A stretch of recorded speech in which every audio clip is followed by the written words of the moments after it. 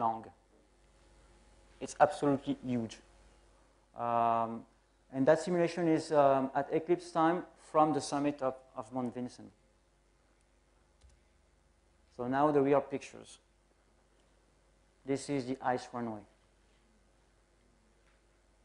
Okay, so you have to land there with a regular plane. I mean, no, skis. I mean, wheels, only wheels. Of course, it's a plane that is made, for such rough landings. An Ilyushin 76. So, I mean, short landings, and you can, adjust everything, the strut, the tire pressure, everything is adjustable. Usually, I mean, the runway is prepared. During the climbing season, people are preparing the runway. But of course, when we landed, there was nobody. So we had to land, in fact, on a runway that was unprepared. I mean, the last time, in fact, a flight, took off was about 2 weeks before. In the meantime, we didn't know what happened. So for the ride, the 250 kilometers ride, we had to use snowmobiles. That was the only mean of transportation that could have been available for us. I tried to look for something else, but nothing else was available. So we had to do 250 kilometers on snowmobile, on a glacier, and knowing that, of course, you can have huge crevasses that, of course, you don't see well in advance. And that, of course, you cannot use tools to prepare for. There you see the terrain elevation profile, which was, in fact, created before we had to do the expedition. Because one thing that, of course, was going to be a problem, if the slope was too high, we would have a problem, pulling the sledge. So this, must be taken into account also. This is the dream vehicle that I would have loved to use. Unfortunately, not available at that time. So I did try it. It's great. I mean, it goes much faster because, the snowmobile, we are going at a maximum of 30 kilometers per hour. With that, in fact, a vehicle, you can go easily at 100. It just, flies over the ice. So arriving, in fact, to the base camp. The base camp is over there. So we are still, on the glacier that is behind. So you have to climb all that way and then go up. So as you can see, I mean, the picture matches the simulation in Google Earth. This is a view from the base camp, and you see also, some low clouds, which we had pretty much every day. They were, coming, going. Over there, the terrain elevation profile. So we had to, in fact, build 2 camps along the way. So one low camp, one high camp. You can see one of our tents. We were only 2 people. And as you can see, there is a wall of ice around the tent to protect from the wind. Over there, I mean, you can have winds up to 200 kilometers per hour. So you don't want to get caught. So in fact, the first thing you do when you stop, you build a wall to make sure that the tent, is not going to be blown away, and of course, with you inside. As you can see, the weather was also, sometimes quite difficult and stormy. In fact, we were pretty lucky to see that one. Another one climbing along the glacier. Again, a bit higher, another one. So we, in fact, took that route, goes behind. This is nearly on top of Mount Vinson. Over there you have Mount Sheen, which is the third highest summit in Antarctica, and Epperle, which is, I think, the 5th highest summit. And the route we took is, goes down and down that way. In fact, that part is one of the most difficult because it's an ice fall about 600 meters high. And the seracs are, I would say, 10 times bigger than what people usually see even in the Himalayas. So you don't want to make any mistakes. Another picture from the summit and one from the eclipse. So as you can see, it's pretty cold over there, minus 40 Celsius. And it's summertime. Then, of course, you have to add the wind chill factor. And we had some wind. So, I mean, minus 65, maybe even lower. And, of course, you have to take pictures in those conditions. At the time, I did use CR film cameras because digital camera, would not last even 10 minutes in the cold. But one problem you can face also with film cameras, when the temperature is that low, the film is breaking. So you must, have a manual, fully manual camera, and otherwise you can, have trouble. I mean, if you have a battery, of course you must charge it.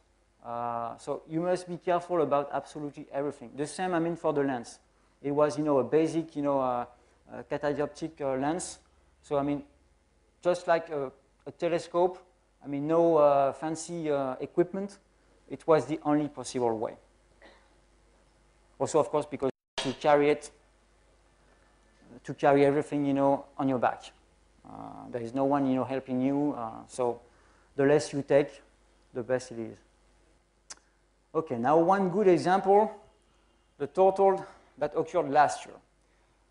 You had the choice between a flight, which Glenn, of course, wanted to make because of the duration, and also he was certain to see that one.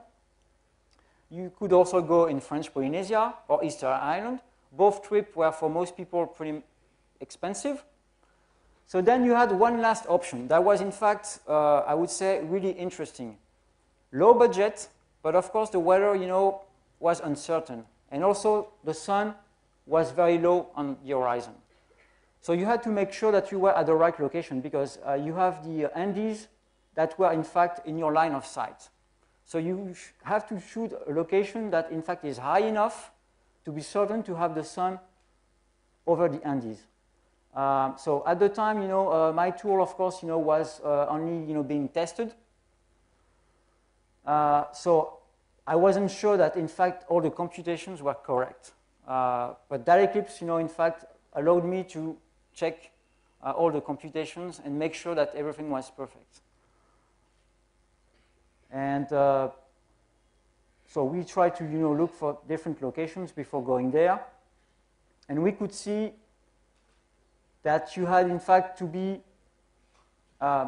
close, in fact, as close as possible, in fact, to sunset and on high grounds.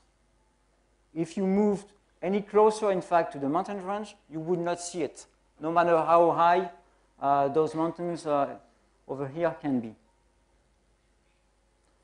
So you see an example. There is a town, El Calafate, that was, in fact, below the mountains.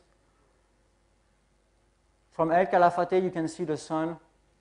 It's just cut by the horizon, by the mountain range, which is also, what the tool is saying.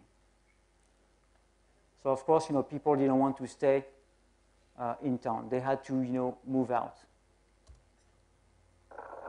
And here is an example of people that, of course, didn't use the tool and didn't check in advance their location.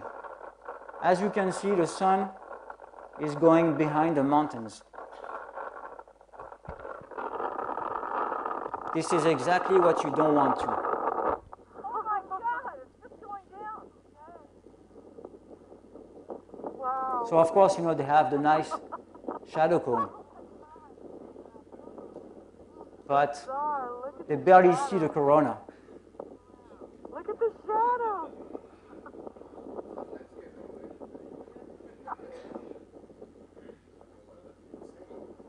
Yeah, well, the noise, the sound is. Well, for crying out loud.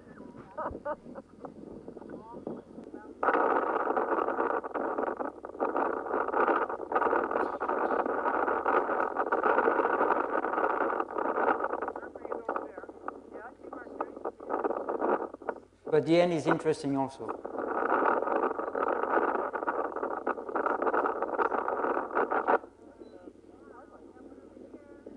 So you see it's completely hidden.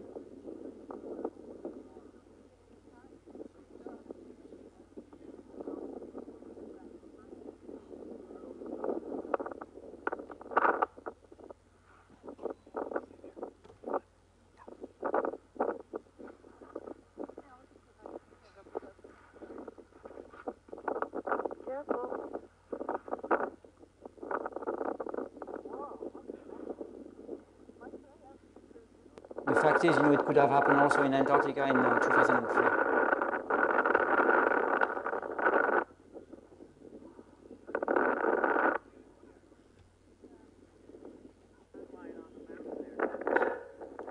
Yes, you see, the mountain, the horizon is Lytton. This is where they should have been, in fact, higher ground.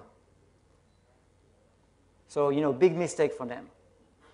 So, of course, it was an inexpensive trip, but they missed it. They had, clear sky, perfectly clear sky, but because of the mountains, they didn't see anything. So now next year, in Australia, the biggest town, in fact, in the path is Cairns. So it's easy to get to. I mean, you have an airport, even international airport, which is quite nice. But of course, staying in Cairns is not that interesting because you have a cape in front of the town that, in fact, will obscure the horizon. So you can see totality because it's going to be over, in fact, the cape. But you will miss sunrise. You will miss, the partial phases up until, I think, half an hour before, totality. Anyway, it's a choice that you have to make. But, that tool, allows you to exactly determine what you will miss exactly. So let's take now another example. You move a bit to the northern beaches, not that far away from Cairns, but at least the horizon is not obscured. And you see what the tool says. I mean, it's perfectly flat. Now, if you move inland, there is a mountain range, in fact, along the coast that is about 1,000 meters high, 1,000 meters to 1,500 meters high. So the same, you have the mountain range and then the sea that is, of course, flat. Now let's see Lake Turkana, 2013. Many people, of course, will go and try to look for duration, but they might get duration and clouded out. So anyway, personally, I prefer to choose short duration, better weather, and also nicer surrounding. So it's a personal choice, and also nicer beads. So of course, it's going to be less than 20 seconds. But hey, it's 20 seconds that are great. Here is a simulation of the beads that you will have. I could show, one simulation. In fact, in Western Africa, you won't see that many beads.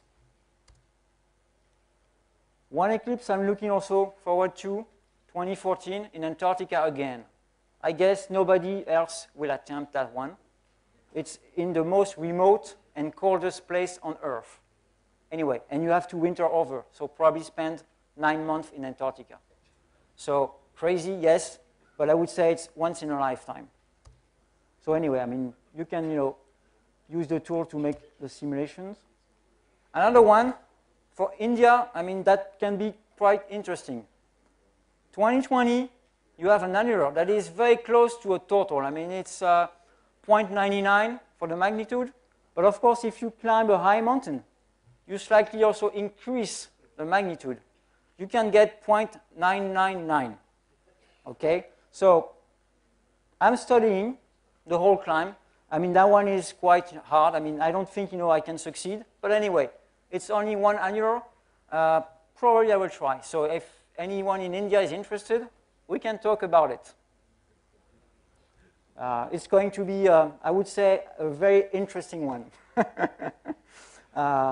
It's a difficult climb anyway, so get ready, try to train, and you should be able at least to try to make it. So you can watch the rest on your own. That's it.